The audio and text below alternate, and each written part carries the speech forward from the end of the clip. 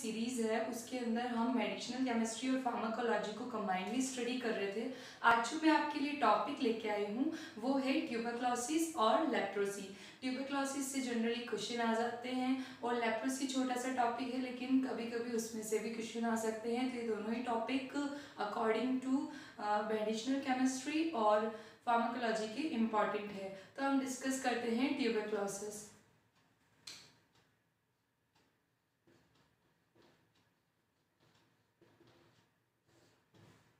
Tuberculosis क्या होता है? ये माइकोबैक्टीरियम ट्यूबरक्लोसिस से होता है, जो कि एक बैक्टीरिया है। इस बैक्टीरिया की जो सेल वॉल है वो माइकोलिक एसिड से बनी हुई होती है, ये आपको ध्यान में रखना है।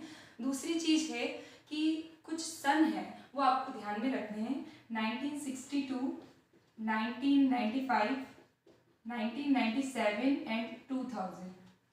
1962 में ट्यूबरक्लोसिस का जो प्रोग्राम है वो फर्स्ट टाइम लॉन्च हुआ था।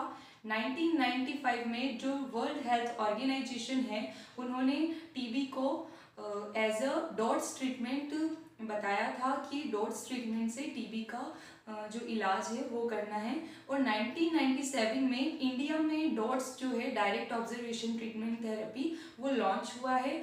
और इंडिया में ये क्वेश्चन आया हुआ है कि इंडिया में कब लॉन्च हुआ है, तो आपको 97 जस्ट 2 इयर्स के बाद में जब WHO ने इसको लॉन्च किया था। और 2000 के अंदर जो MDR multi drug resistance TB हो जाता है या डॉट्स प्लस जो है वो लॉन्च हुआ था। ये चारों ही क्वेश्चन बहुत इंपॉर्टेंट है, ये एग्जाम से आ सकते हैं। दूसरा होता है टीबी क्या होता है, टीबी का सिम्टम क्या होता है। पता है आपको, जनरली जो खांसते हैं हम उसे टीबी बोल देते हैं, लेकिन कंटिन्यूसली जब रेस्पिरेटरी सिस्टम के अंदर ये जो बैक्टीरिया है वो अपना घर बना लेता है और सिर्फ टीबी की वजह से लोगों की डेथ हो जाती है, तो वो बहुत ज़्यादा सीवियर कंडीशन आ जाती है। तो उसके लिए किस तरह से ट्रीटमेंट करते हैं, फर्स्ट लाइन थेरेपी होती है और सेकेंड लाइन थेरेपी होती है। तो फर्स्ट लाइन ड्रग्स जो होती है वो कब दी जाती है, वो कौन कौन सी होती है, सेकेंड लाइन कौन कौन सी होती है, उनके क्या साइड इफ़ेक्ट्स है, और टीबी का जो ट्रीटमेंट चल रहा है उसे कैसे मतलब कंटिन्यू करना चाहिए, क्या क्या साइड इफ़ेक्ट्स आ सकते हैं, वो हम डिस्कस करते हैं। सबसे पहले जो ट्यूबरक्लोसिस होता है उसका वैक्सीन लगता है, ये आपको ध्यान में रखना है।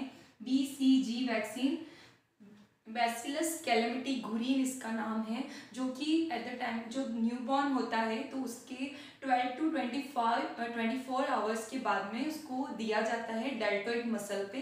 तो ये आपको ध्यान में रखना है कि BCG जो है वो डेल्टोइड मसल में बर्थ के 12 to 24 आवर्स के बाद में दिया जाता है। इसकी डोज होती है 0.1 ml और ये इंट्राडर्मल लगाया जाता है, ये आपको ध्यान में रखना है। ट्यूबरक्लोसिस का जो टेस्ट होता है कि ट्यूबरक्लोसिस है या नहीं, उसको क्या कहते हैं, मॉन्टॉक्स टेस्ट, मॉन्टॉक्स टेस्ट, ठीक है, ये आपको ध्यान में रखना है। लाइव स्क्रीन होता है, ये लाइव वैक्सीन है और जो इसको स्टोर किया जाता है वो condition 2 to 8 degree centigrade. Generally सारी वैक्सीन को 2 to 8 डिग्री पर ही स्टेरलाइज किया जाता है, स्टोर किया जाता है, तो ये आपको ध्यान में रखना है। स्टेरलाइजेशन की टीबी के अंदर फर्स्ट लाइन ड्रग्स, कंफ्यूज हो जाते हैं कि फर्स्ट लाइन कौन कौन सा है, ये क्वेश्चन बहुत बार आए हुए, फर्स्ट लाइन कौन कौन से हैं, सेकंड लाइन कौन कौन से हैं। तो मैंने एक ट्रिक बनाई है कि ये दो पर्सन है,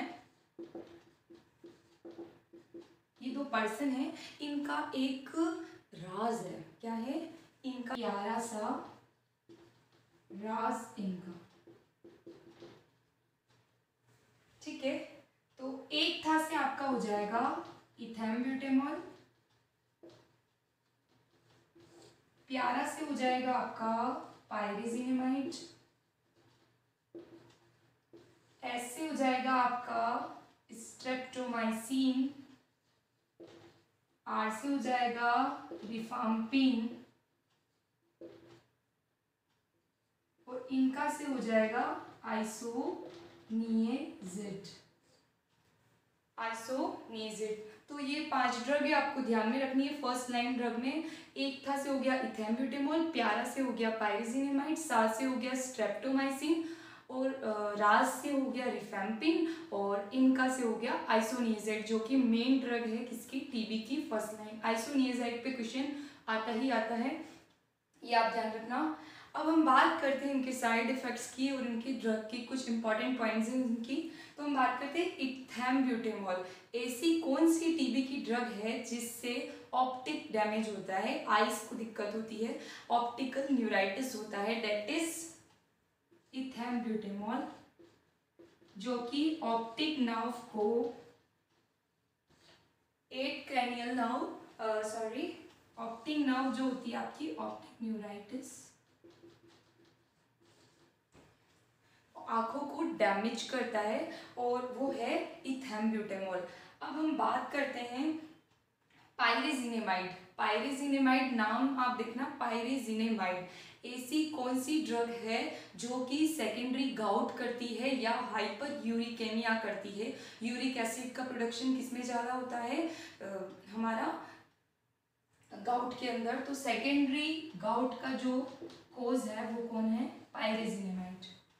ऐसी कौन सी ड्रग है जो कि ईयर को डैमेज करती है और किडनी को डैमेज करती है, यानी ऑटोटॉक्सिसिटी भी होती है और नेफ्रोटॉक्सिसिटी होती है? That is streptomycin. Streptomycin is highly contraindicated in pregnancy, क्योंकि ये ऑटोटॉक्सिसिटी करती है और नेफ्रोटॉक्सिसिटी करती है, प्लस टेरेटोजेनेसिटी होती है, तो फीटस को भी इससे नुकसान होता है। तो ऐसी कौन सी टीबी की ड्रग है जो कि डैमेज करती है या फिर प्रेगनेंसी में नहीं दिया जाता है? That is streptomycin. ऐसी कौन सी ड्रग है जिससे यूरिन का जो कलर है वो ऑरेंज आता है? That is रिफाम्पिन। अगर किसी पेशेंट को टीबी है और उसकी यूरिन का कलर एकदम से ऑरेंज हो गया है, तो इसका मतलब क्या है कि ये टीबी की वजह से नहीं है, वो रिफैम्पिन ले रहा है जिसकी वजह से उसकी यूरिन का कलर कैसा हो गया है? ऑरेंज कलर का। ऐसी कौन सी ड्रग है जो कि डीएनए डिपेंडेंट आरएनए पॉलीमरेज के थ्रू अपना मैकेनिज्म देती है? That is rifampin. रिफैम्पिन जो है वो डीएनए डिपेंडेंट आरएनए पॉलीमरेज से वर्क करती है। इनका से हो गया आइसोनिएजाइड, जो कि बहुत इंपॉर्टेंट ड्रग है।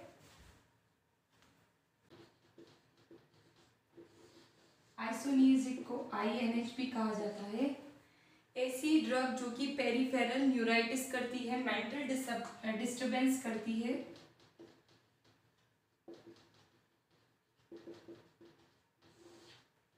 ठीक है, ये कौन सी है? आइसोनिएजाइड। आइसोनिएजाइड की जो स्ट्रक्चर होती है वो कुछ इस तरह से होती है।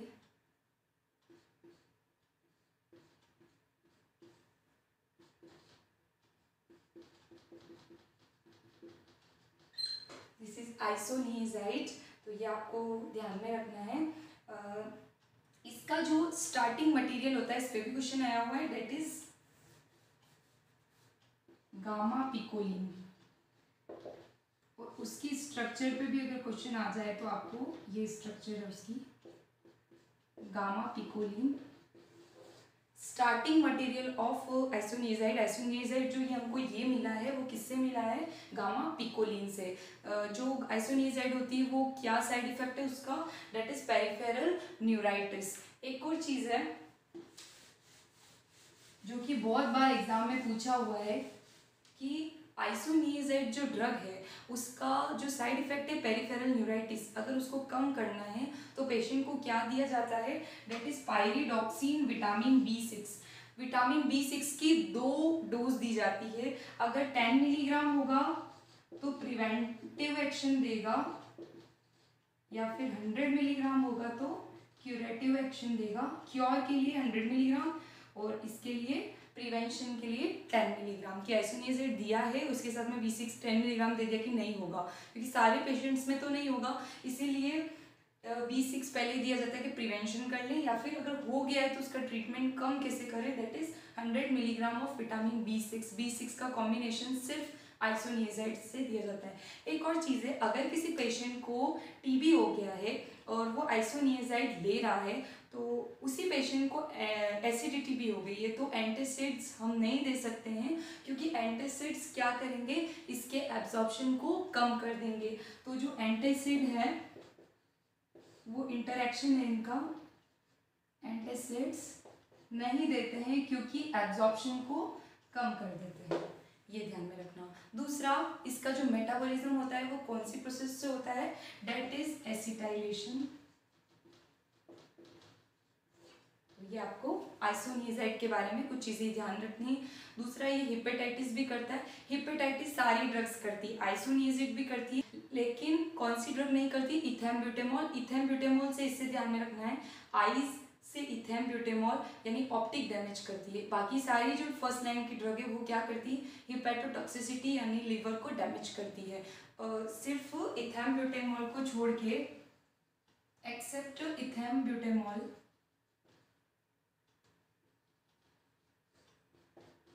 का जो फर्स्ट लाइन ड्रग है, एक था प्यारा सा राज इनका, एक था इथेम्ब्यूटेमॉल, पायरिजिनेमाइड प्यारा सा, स्ट्रेप्टोमाइसिन राज, रिफेम्पिन इनका आइसोनियाज़ाइड। ये आपको ध्यान में रखना है। ये दोनों बच्चे हैं, इनका कोई प्यारा सा राज है तो वो आपको ध्यान में रखना है। अब वो राज क्या था, अरे इतना पास, मैं तो साइकिल से ही जाऊँ, अरे इतना पास है, ये तो कोई जगह है वो बहुत पास है, इतना पास, साइकिल से जाओ, that is for second line. इतना से हो गया इथनियोमाइड, पास से हो गया पेरा अमीनो बेंजोइक एसिड, और साइकिल से हो गया साइक्लोसीरीन। तीन ड्रग है, इथनियोमाइड, पास और साइक्लोसीरीन। ऐसी कौन सी ड्रग है जो कि जो माइकोबैक्टीरियम है उसको ख़त्म तो करती है, लेकिन कैसे करती है, अमीनो एसिड अपटेक से। तो आपको कुछ याद होगा, सीरीन, साइक्लोसीरीन, जितने भी अमीन्स होते हैं, तो इसके पीछे आपको ऐसा प्रोनाउंस हो रहा है अमीन जैसा, तो ये याद रह जाएगा आपको।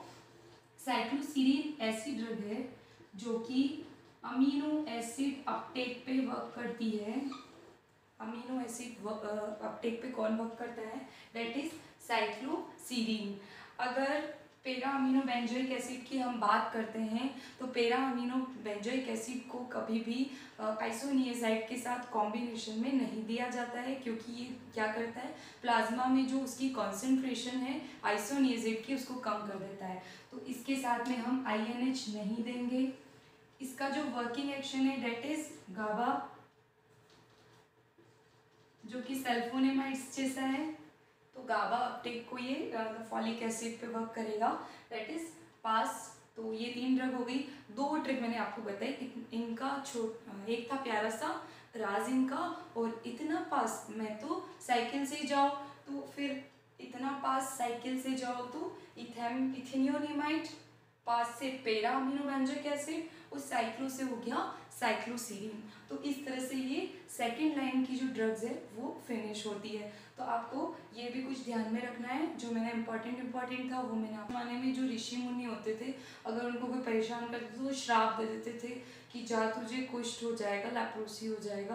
तो कुष्ठ में क्या हो जाता है, इससे बड़े बड़े फोड़े हो जाते हैं और सड़ने लगते हैं फोड़े, और वैसे ही इंसान मरने लग जाता है। तो पहले हमें ऐसा लगता था कि इसका कोई बैक्टीरियल डिजीज़ नहीं है, सिर्फ नेजल सिक्रीशन से और स्किन टच से ये फैलता है। तो वो जो इंसान होता था कुष्ठ वाला, वो पूरा अपना विलेज के आउटसाइड में रहता था। अब हम बात करते हैं कि जब हमें इसके बारे में धीरे धीरे नॉलेज हुई, तो इसका जो पॉजिटिव एजेंट है that is bacteria Mycobacterium leprae. ये आपको ध्यान में रखना है, लेप्रोसी से याद ही रह जाएगा लेप्री। इसके लिए जो टेस्ट होता है कि किसी को इस लेप्रोसी है या नहीं, तो वो होता है आपका स्मीयर टेस्ट और लेप्रोमीन टेस्ट। ये आपको ध्यान में रखना है। आजकल ये जो डिजीज़ है वो बहुत कम है, मतलब या तो आप मान लेते हैं ज़ीरो ही है। इसके लिए दो ही ड्रग है, ऐसी ड्रग जो कि बहुत कम यूज़ आती है, that is called as orphan drugs. Leprosy की जो ड्रग है वो बहुत कम काम आती है, तो इसीलिए उनको ऑर्फन ड्रग कहते हैं। लेप्रोसी को हैंसन्स डिजीज़ भी कहा जाता है। दो ही ड्रग आपको ध्यान में रखनी है जिस पे क्वेश्चन भी आ सकता है, इम्पॉर्टेंट है, डेप्सोन और क्लोफेजिमीन। डेप्सोन जो है वो सल्फोनेमाइड डेरिवेटिव है। इसकी स्ट्रक्चर कुछ इस तरह से होती है,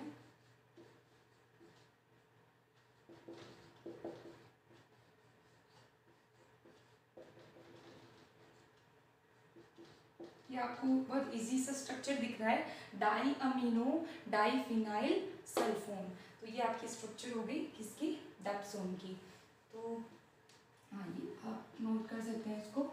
अब ये एक क्वेश्चन ये आता है सल्फोनेमाइड डेरिवेटिव कौन सा लेप्रोटिक ड्रग है, तो ये डेप्सोन जो है वो आपका सल्फोनेमाइड डेरिवेटिव है, ठीक है, ये ध्यान में रखना है। क्लोफेजिमीन जो है वो एक डाई है, दैट इज फिनेजीन। डेप्सोन से जो साइड इफेक्ट आते हैं वो क्या है, वो आपका हो जाएगा लेप्रा रिएक्शंस या फिर एलर्जिक रिएक्शन, ठीक है। तो ये जो डेप्सोन डिसकंटिन्यू हो गया उसका जो ट्रीटमेंट होता है वो क्लोफेजिमीन से होता है, ये क्वेश्चन जीपेट में आया हुआ है। और उसकी कितनी डोज चाहिए होती है, 200 मिलीग्राम। तो ये आपको ध्यान में रखना है, 2 ही ड्रग है, इम्पॉर्टेंट है और इस पे से ही क्वेश्चंस आ सकता है। तो अगर आपको मेरी वीडियो अच्छी लगती है kindly like share and subscribe. Thank you.